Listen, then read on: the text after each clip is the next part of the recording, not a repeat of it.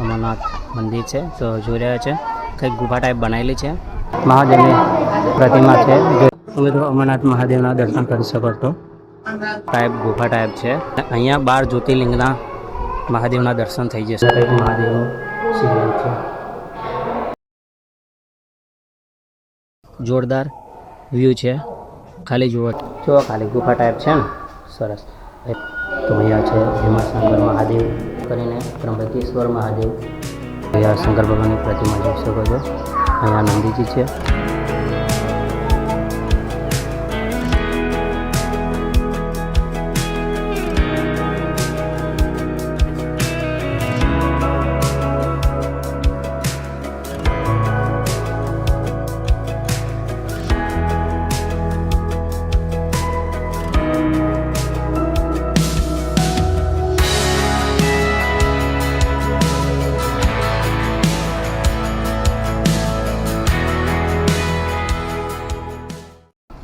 તો મિત્રો નમસ્કાર, આપણા વિડીયોની અંદર એકવાર આપનું હાર્દિક સ્વાગત છે. આજના ખાસ વિડીયોની અંદર આપણે મિની અમરનાથ મંદિર ધામમાં આવી ગયા છે. તો મિત્રો આ છે મોટું પાર્કિંગ. જ્યારે તમે આવો તો અહીંયા ગાડી પાર્ક કરી શકો છો અને પાર્કિંગના 1 પણ રૂપિયો લેવામાં આવતો નથી, એકદમ ફ્રી છે. ત્યારબાદ આપણે અહીં પર જશું તો આ રીતના કંઈક લોકેશન છે. તો મિત્રો જ્યારે તમે પાર્કિંગથી એ બાજુથી આવશો તો આ રીતના કંઈક આ એક સ્ટોલ છે. તો તમારે અહીંયા પાણીની બોટલ તો લેવી હોય તો લઈ શકો છો. અને મિત્રો પહેલાં હમણાં લોકેશનની વાત કરી લઈએ તો ગામ છે અમરાપુરા અને તાલુકો છે માનસા અને જિલ્લો છે ગાંધીનગર.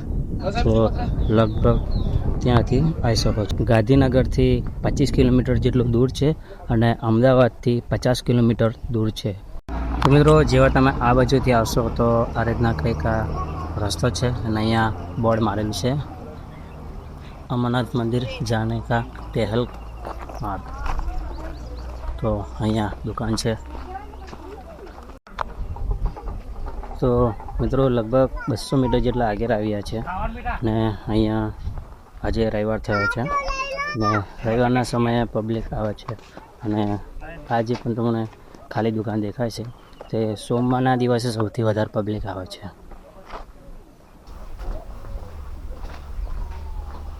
તો અત્યારે રવિવારના સમયે એટલે દુકાનો ઘણી બધી બંધ છે. તો સોમવારે આવો છો તો તમને ઘણું પબ્લિક જોવા મળે છે. તો અહીંયાથી બિલ્લી પત્ર તમે લઈ શકો છો. તો મિત્રો લગભગ 500 મીટર જેટલા આગળ આવશો તો અહીંયા સીડીઓ ચડવાની હોય છે. તો કમસે કમ 200 જેટલી સીડીઓ હોય છે જ્યાં તમારે ચડવાની હોય છે. ત્યારબાદ અમરનાથ ધામ મંદિર આવી જાય છે. તો ચાલો આપણે સીડીઓ ચડીને આગળ મળીએ. તો વિડીયોમાં જરૂર કન્ટિન્યુ જોતા રહેજો.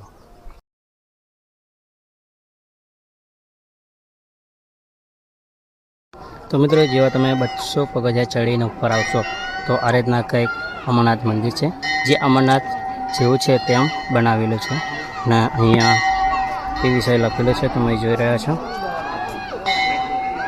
તો અહીંયા તમે વાંચી શકો છો, હિન્દીમાં લખેલું છે. ને તો ચાલો આપણે દર્શન કરીએ અને તમને દર્શન કરાવીએ અમરનાથ ભગવાનના.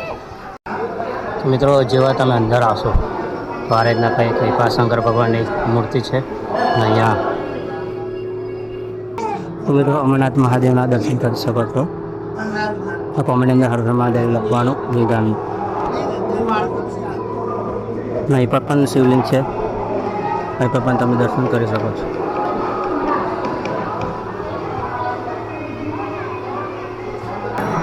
મહાદેવની પ્રતિમા છે, જોઈ શકો છો.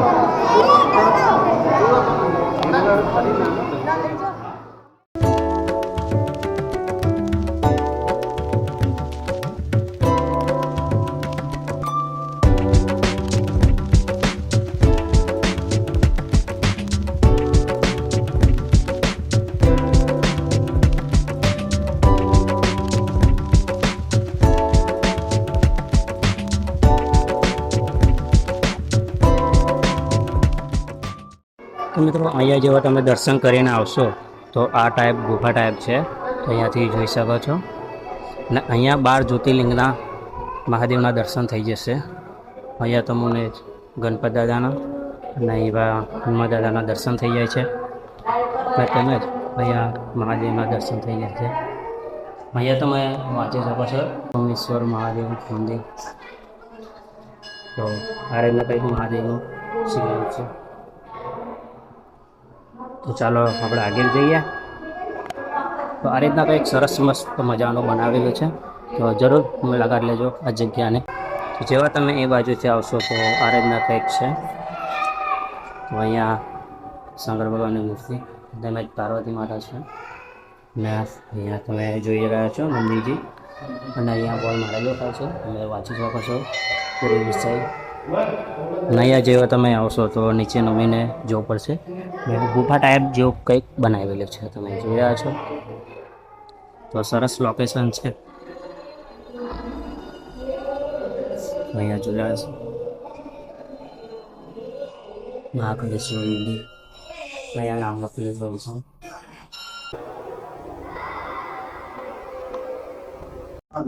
તો અહીંયાથી આગળ જઈએ.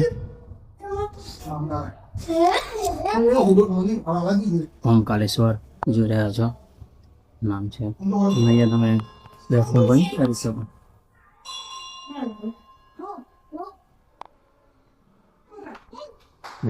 જોઈ રહ્યા છો આ ટાઈપ નાના બચ્ચા છે તે જાય છે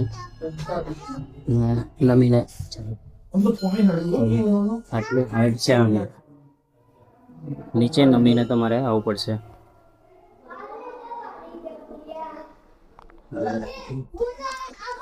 બાર દર્શન થઈ જાય છે.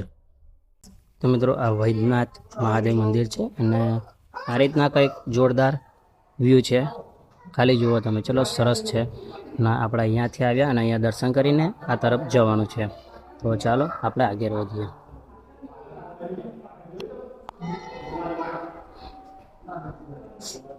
જો ખાલી ગુફા ટાઈપ છે ને, સરસ. એ પછી પણ જવાશે ને એ પછી પણ જવાશે. બંને બાજુથી તમારે જવાશે.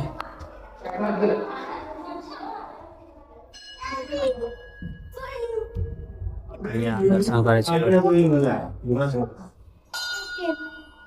તો અહીંયા છે ભીમાશંકર મહાદેવ. તો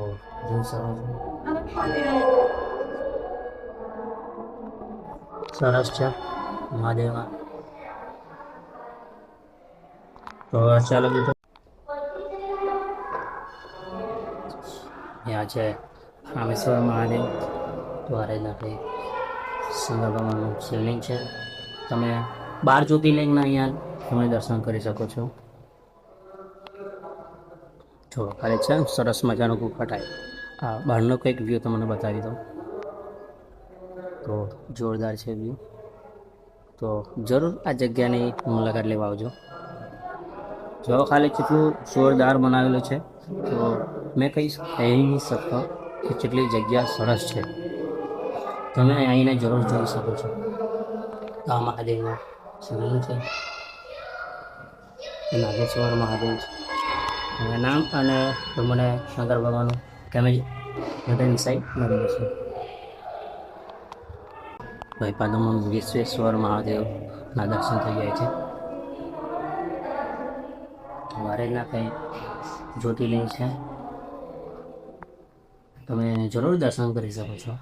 ને શ્રાવણની અંદર વધારે ભક્તોની ભીડ હોય છે. સોમવારે તેમજ આડા દિવસે પણ થઈ શકે છે. તો સરસ લોકેશન છે.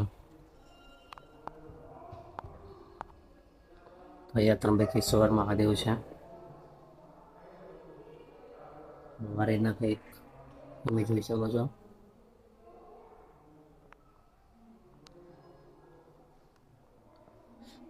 અહીંયા કંઈક પથ્થર હોય છે. એક છે, આ બે છે, અને અહીંયા ત્રીજો છે. એમ કરીને ત્રંબકેશ્વર મહાદેવ છે. તો એના તમે જ્યોતિર્લિંગના દર્શન કરી શકો છો. ચોપાલે સરસ બનાવેલું છે. અહીંયા કેદારનાથ મહાદેવના દર્શન કરી શકો છો.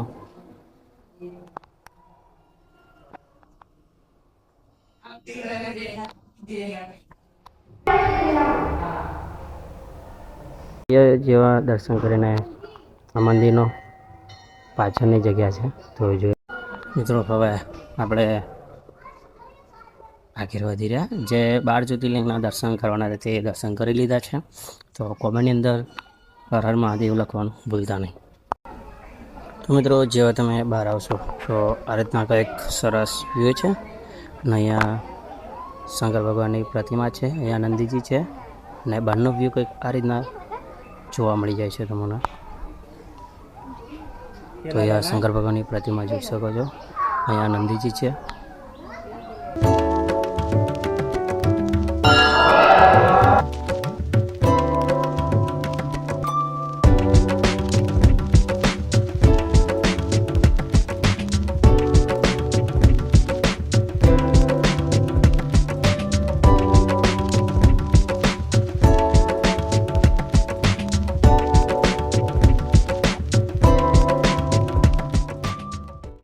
તો મિત્રો, જેવા તમે અહીંયા દર્શન કરીને આ તરફ આવશો તો અહીંયા આ રીતના કંઈક સરસ જગ્યા છે.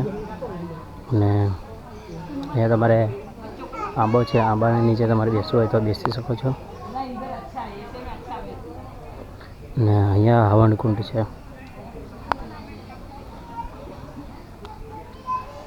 આ રીતના કંઈક આ હવનકુંડ છે. અને આ રીતના કંઈક વ્યૂ છે જોરદાર.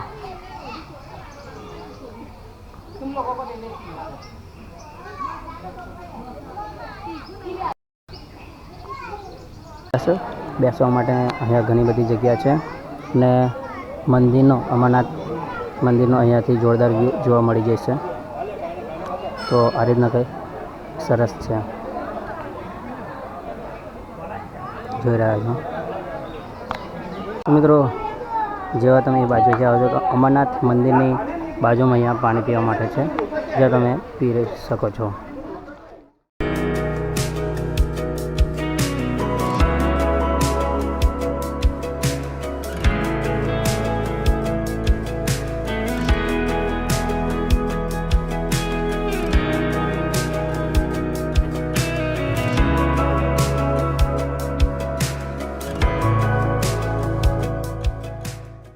અમરનાથ મહાદેવના દર્શન કરાવ્યા અને ઘણી એવી એડવેન્ચરની રાઈડ પણ તમને બતાવી છે વિડીયોની અંદર. તો કેવો લાગ્યો અને આવા જ વિડીયો જોવા માટે લાઈક કરો, શેર કરો અને જરૂર સબસ્ક્રાઈબ કરો.